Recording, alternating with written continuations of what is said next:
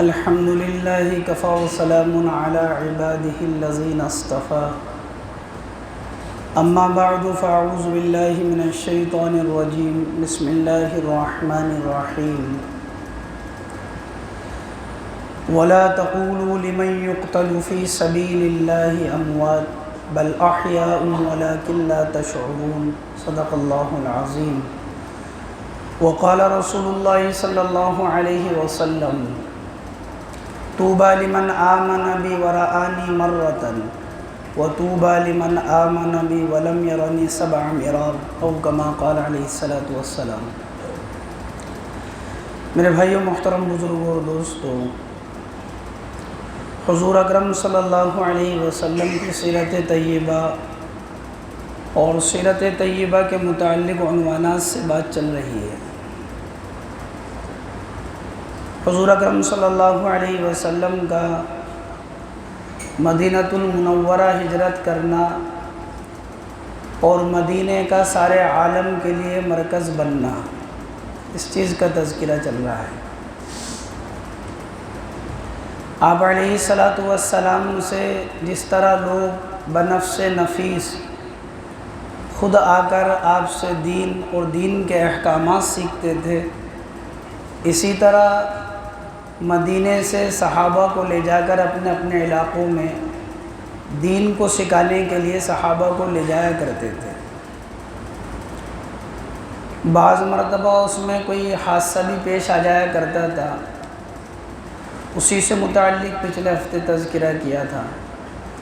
واقعہ رجیع جو پیش آیا جس میں 10 صحابہ اکرام شہید ہو گئے۔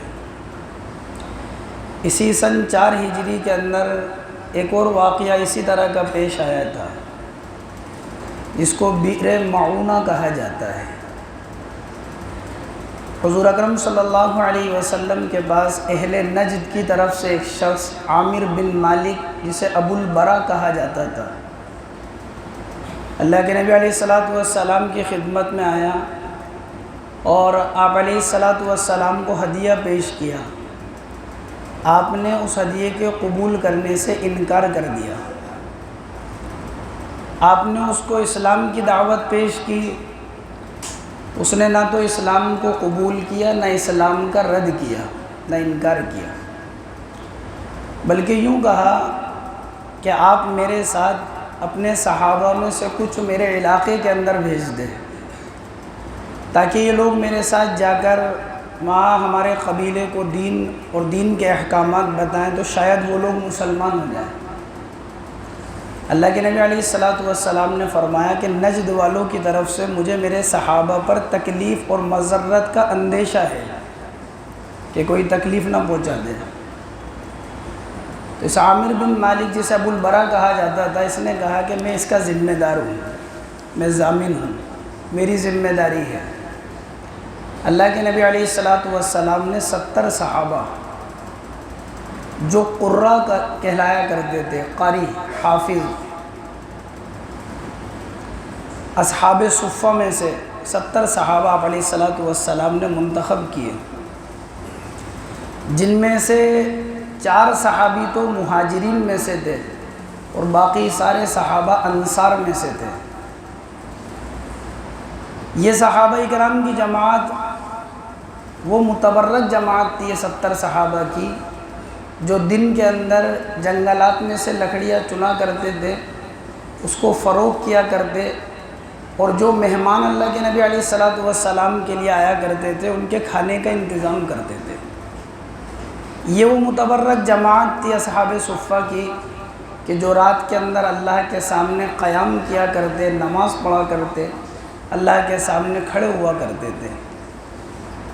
حضور اکرم صلی اللہ علیہ وسلم کے گھر کا کوئی کام ہوتا تو انہی صحابہ کے ذریعے سے وہ کام پورا کیا جایا کرتا تھا۔ بہت خاص لوگ تھے۔ آپ علیہ السلام نے جس قبیلے کی طرف، نجد کی طرف جہاں بھیجا تھا ان صحابہ کو، تو اس قبیلے کا جو سردار تھا اس کا نام تھا عامر بن طفیل، اور یہ جو لینے آیا تھا اس کا نام تھا عامر بن مالک۔ یا عامر بن مالک چاچا تھا، عامر بن طفیل یہ بھتیجا تھا۔ اللہ کے نبی علیہ السلام کے یہ صحابہ یہاں سے چلے اور ایک کنواں ہے جس کا نام ہے بئر معونہ، وہاں پر پہنچے۔ جب وہاں صحابہ کرام پہنچ گئے تو دو صحابی، ایک عمر بن امیہ، ایک منذر بن محمد یا منذر بن عمر، دونوں نام ذکر کیے۔ یہ دو صحابی تو اونٹوں کو چرانے کے لیے چراگاہ کی طرف چلے گئے، باقی صحابہ یہاں پر ہیں۔ ان صحابہ کرام میں ایک صحابی حضرت حرام بن ملحان رضی اللہ عنہ، حضرت انس رضی اللہ عنہ کے ماموں، جو حضور صلی اللہ علیہ وسلم نے اس قبیلے کے سردار کی طرف جو خط لکھا تھا جس میں اسلام کی دعوت لکھی تھی، یہ خط لے کر یہ صحابی یہاں سے چلے اور اپنے ساتھ دو صحابی اور لیے، اور یوں کہا پہلے میں آگے جاتا ہوں، خط پیش کرتا ہوں، اگر میرے ساتھ کوئی معاملہ نہیں ہوا، میرے ساتھ کوئی دھوکہ نہیں ہوا تو تم بھی میرے بعد آ جانا، اور اگر میرے ساتھ کوئی دھوکہ ہو جاتا ہے تو تم یہاں سے واپس چلے جانا۔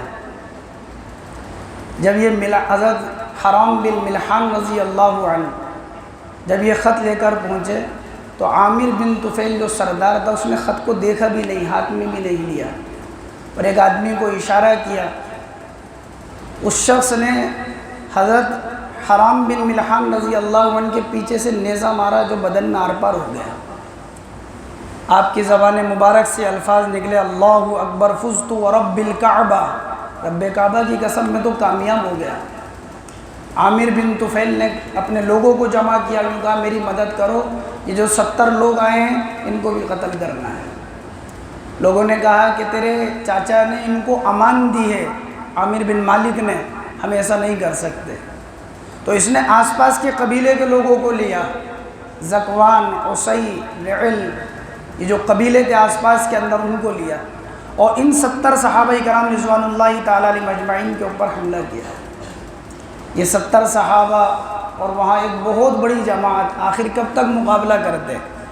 تمام صحابہ کرام شہید ہو گئے، صرف ایک صحابی کعب بن زید رضی اللہ عنہ، یہ صحابی ان کو یہ سمجھا کہ یہ بھی قتل ہو گئے، زندگی کی کچھ رمق باقی تھی، لوگ ان کو مردہ سمجھ کر چھوڑ کر چلے گئے، اور یہ صحابی وہ صحابی تھے کعب بن زید رضی اللہ عنہ جن کے اندر زندگی کی رمق باقی تھی، اور یہ ایک عرصے تک بعد میں زندہ رہے، غزوہ خندق کے اندر شہید ہوئے۔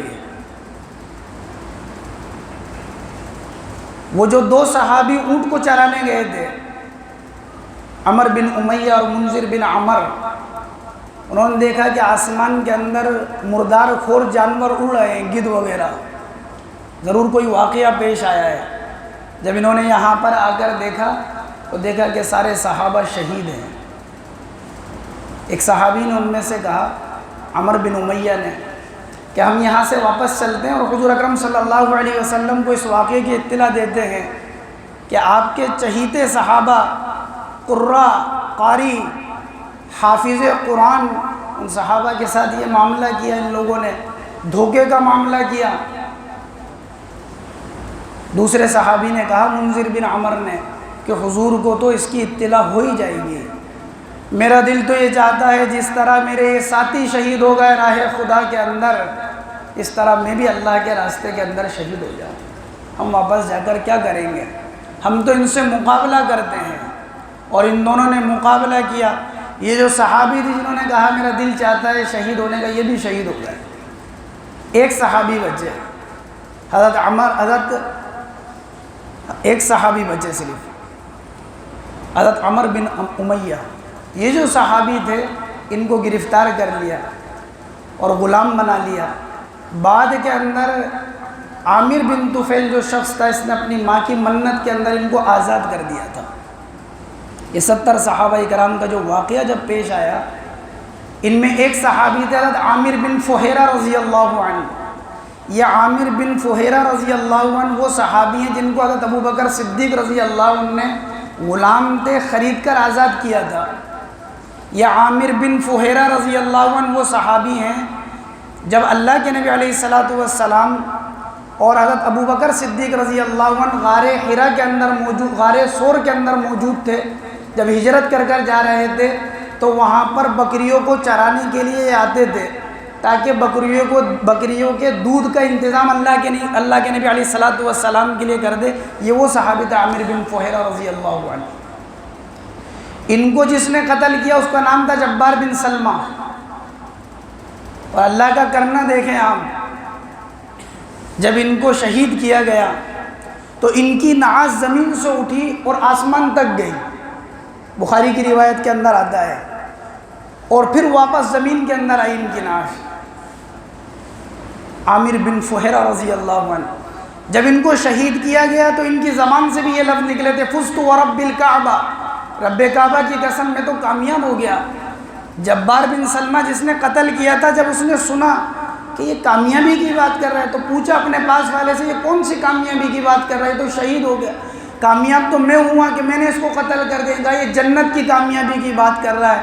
اس لفظ نے اتنا اثر کرا کہ جبار بن سلمہ نے بھی اسلام کو قبول کر لیا تھا۔ عامر بن فہیرہ رضی اللہ عنہ، جب اللہ کے نبی علیہ الصلوۃ والسلام کو اس واقعے کا علم ہوا تو آپ کو انتہائی رنج ہوا، آپ کو بہت صدمہ ہوا۔